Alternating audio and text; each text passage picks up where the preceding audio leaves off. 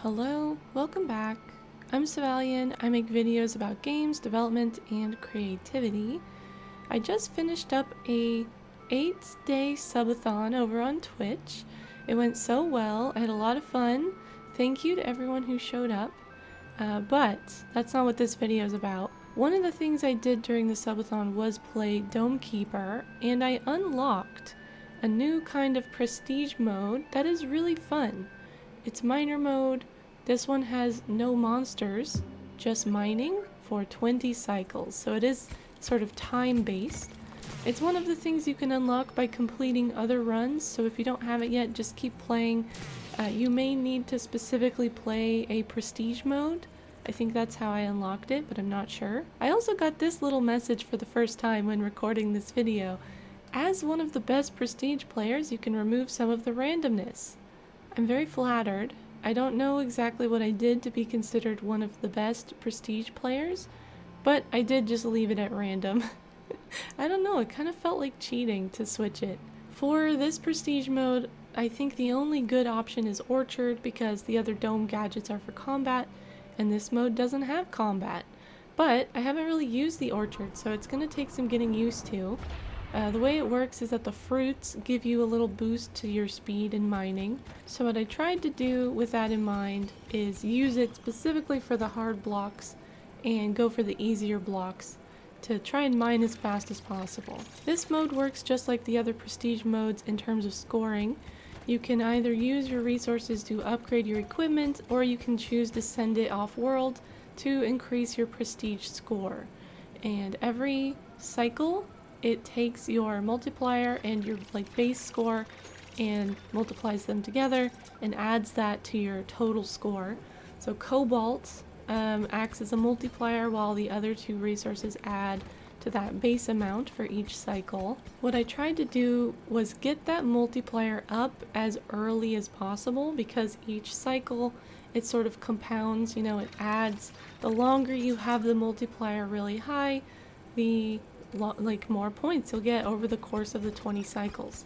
And surprisingly, I've never had this happen before. I found Cobalt first. I don't think I've ever done that. Iron is usually the one that's really close, and I have to go looking for Cobalt. But Iron and Water were nearby on this one, and I just stacked those prestige points immediately, dumping all those resources into prestige before going and trying to get any upgrades for myself. The first upgrades that I did get were carrying weight and drill strength. I try to get speed as well if I can, but my primary focus is always getting that multiplier up and trying to focus on getting the resources back as soon as possible, because that often in this mode for me becomes the limiter, is how quickly I can get the resources back to my base. But it is a balance. If I have a very high prestige multiplier and base score, but I can't keep growing because I can't get the resources back or it takes forever to drill, that's not good either. So I try to find this balance between getting those prestige points high early, but also, picking good upgrades that are going to help me get more points later. And I'm sure I did not do this perfectly, especially since I'm not in the top 100, so I can't be doing it optimally. Maybe someday. I'm also not sure what the most efficient path is through the underground for this mode.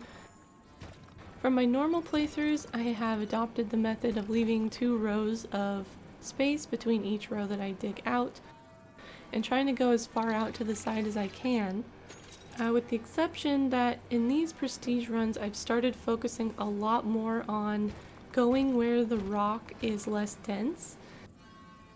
So instead of just sort of going out in even rows and trying to be thorough, I'm changing course a little bit if I find areas where the rock is very quick to mine, because I figure I can blast through a lot of that really quick and come back for the other stuff later when I've been able to upgrade my drill. So far, this extra speed seems to be worth it, but I'm curious to hear what your thoughts are on this strategy. I did make a couple of upgrades to the orchard. I'm not sure if this was worth doing. It is interesting to look back on these prestige runs and try to find places where I can like tighten my belt and get some precious time back. What I did learn from previous attempts is that it is very important for me to keep an eye on the orchard fruit and use it every time it's available. It helps with basically every part because it increases flight speed and mining speed, and speed is really the most important thing because we just have those 20 cycles.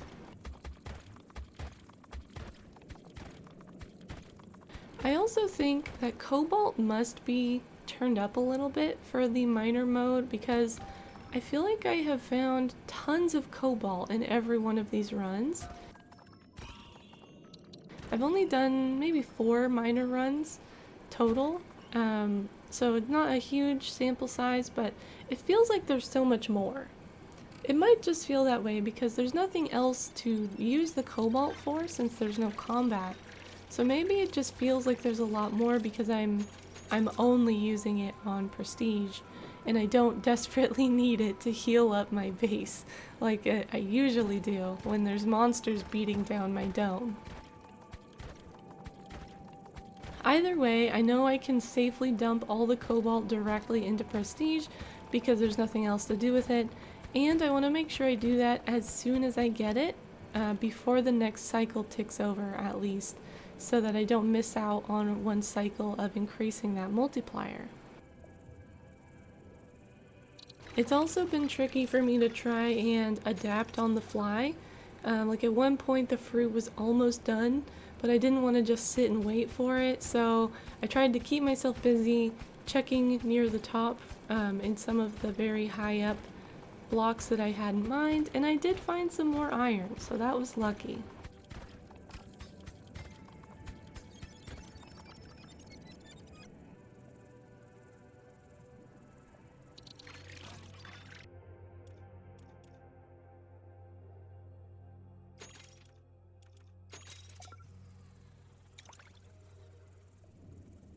I found my first gadget about 10 minutes in. Instead of taking it back immediately, I wanted to make sure I used up all my good fruit energy, so I dug around a little bit.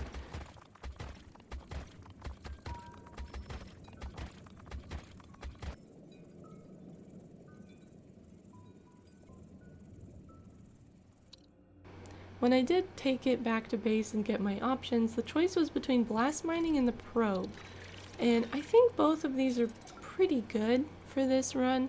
I did choose the probe, and I did that because when I've had blast mining, but without a way to tell where the resources are, a lot of the time I end up blasting a big hole in the ground with nothing in it. And having the probe to tell where things are really helps with not wasting time.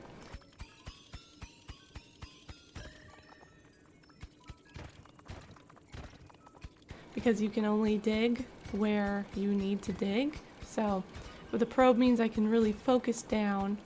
I don't have a ton of experience with the probe. I just don't get it very often, which is definitely a weakness for me, not having experience with it. But my strategy that I used was just digging out around 3 or 4 tiles into like empty space and then firing off the probe in the middle.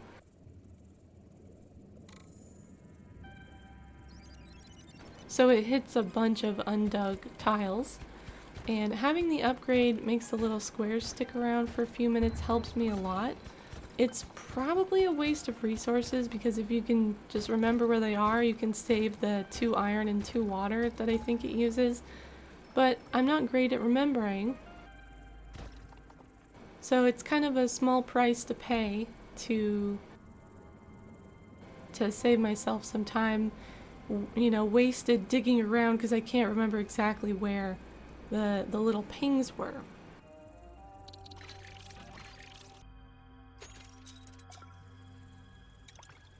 The probe did help me find several iron deposits without digging the complete, you know, 2-block trenches all the way through the map, which was really nice. The part of the run that I have really struggled with is transporting resources when I get down pretty far. What I would love is to get a lift early and then get the speed boost for the lift to make returning to the top easier to grab the fruit. And, you know, recharge things or grab the blast mining or whatever. I think that would be ideal. If I do ever use the thing I got to reduce randomness, I would probably want to figure out something like this where I've considered what the best gadget would be and things like that.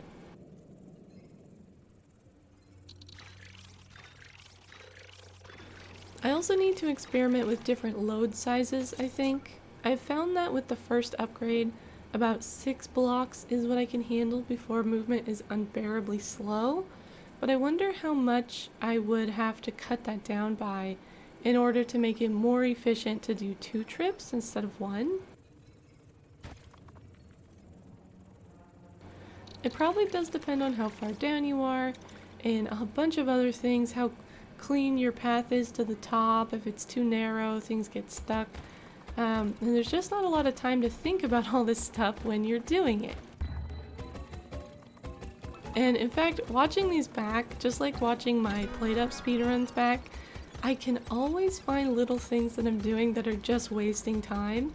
I've been trying to get better about this. I think the only way to do it is to just keep practicing and keep finding these little mistakes. But sometimes I would cut paths through the dense stone when I didn't really need to, just because I thought it would be convenient to have a path there. And then on the other side of the coin, sometimes I would not cut a path through when it actually would have been faster than flying around. So you have to do a lot of mental processing on your movements and like navigating through the space, and there's just not really that much time to think about the consequences of each action. You just have to keep going because your time is limited. At about 20 minutes into my run, I found a second gadget. It's so far down, I wonder if I missed one. And when I started with the probe, I saw the option to show chambers, and I didn't realize what those were, but after seeing the gadgets again, I think the chamber that they mean are where the gadgets are stored. So maybe that would be useful to grab early as well. But I didn't grab it, so my probe may have missed relics. Not relics, I keep calling them relics. My probe may have missed gadgets in the middle here, and maybe cost me a little bit of a boost that I would have gotten from having them. For example, if I did get the lift earlier, I think that could have helped a lot. From this gadget, I did grab the teleporter, even though I'm really bad at using it. I need to practice and get into the rhythm. I frequently forget to actually use the teleporter, and I just fly back down, which is why I usually convert it to a resource teleporter early. Then I can just drop it somewhere in a little hole and let it scoop up all the resources. But even with that, this is another point where I really could have improved my strategy here. Even though I had the teleporter, I was still carrying a lot of the resources back myself, and that slows you down. It slows you down significantly. I also started to get a little lost without a clear path to my midpoint.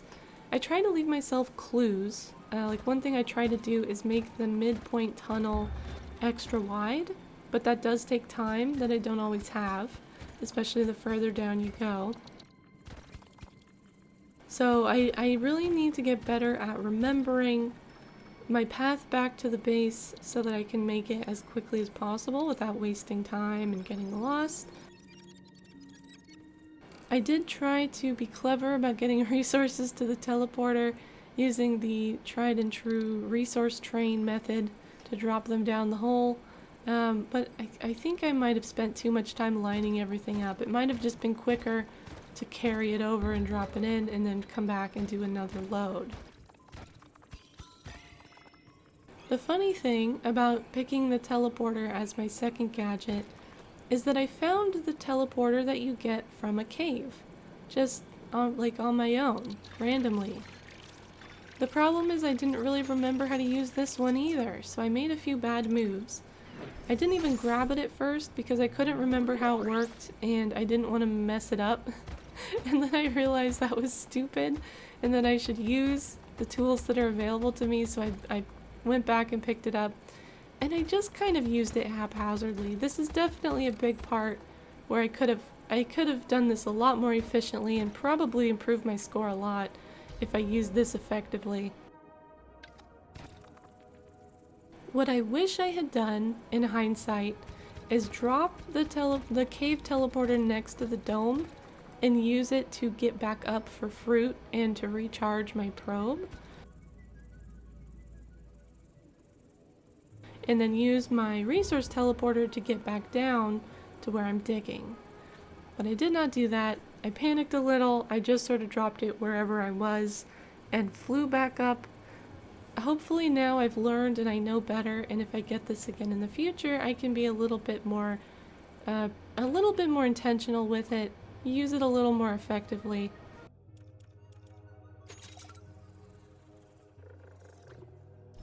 There did come a weird point near the end of the run where I actually had a hard time finding more resources to mine. Down in the dark blue area that I got to, it seemed like there just wasn't anything to be found. Even with the probe, it was just not returning anything. And my drill wasn't upgraded enough to cleanly and quickly cut through the stone. So I did double back and go up a little bit more. I was able to find some resources higher up, but I feel like I wasted a lot of time here just sort of digging around and positioning the probe and then just finding nothing for my trouble. Maybe another probe upgrade before this point would have helped, or maybe not, it's hard to say. Either way, I was definitely getting too deep. In future runs, I think I'll try to cover the horizontal space a little bit better before I dig downward. I think I went down too far too fast.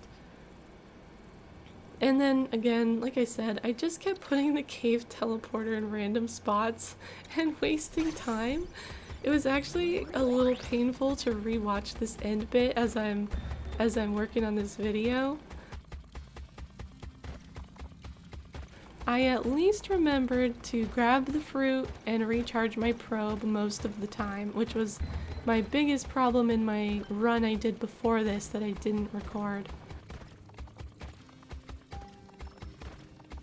It's also difficult near the end of the run because there's not much you can actually do to increase your score. The cost for improving prestige gets higher every time you do it, with the exception of Cobalt, which I believe just stays at 2 the whole time after the initial one.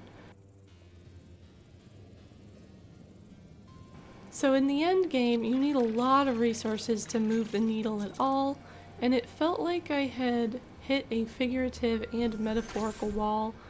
Started panicking a little bit more around cycle 18.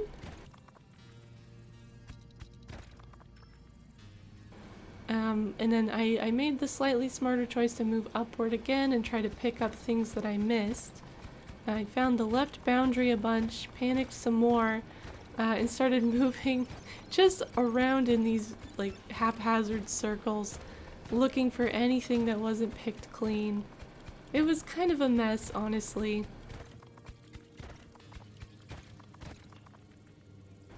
I also think I could have gotten one more prestige point on cycle 19 if I was paying attention to my iron, but I think I forgot to just go up and submit it to get that extra point.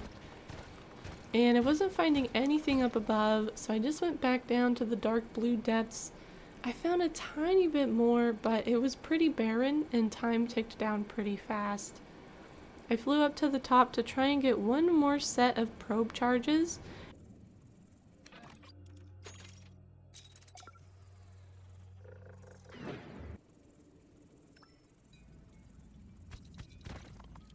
I managed to find a gadget and some iron, but there wasn't enough time to do anything with them. Even if I had carried them back, I don't think I would have had enough to do an additional like prestige upgrade. So I think I did about as well as I could have. if I had gotten the gadget up and shredded it, maybe that would have made an impact, but I'm not sure I could have gotten up there in time.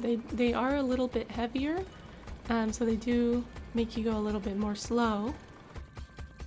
And then at the end of the Prestige Miner run, when you run out of time, it is at the end of cycle 20, basically the entire day for cycle 20, and then it stops when it ticks over to 21, and you just kind of get paused and you see your score.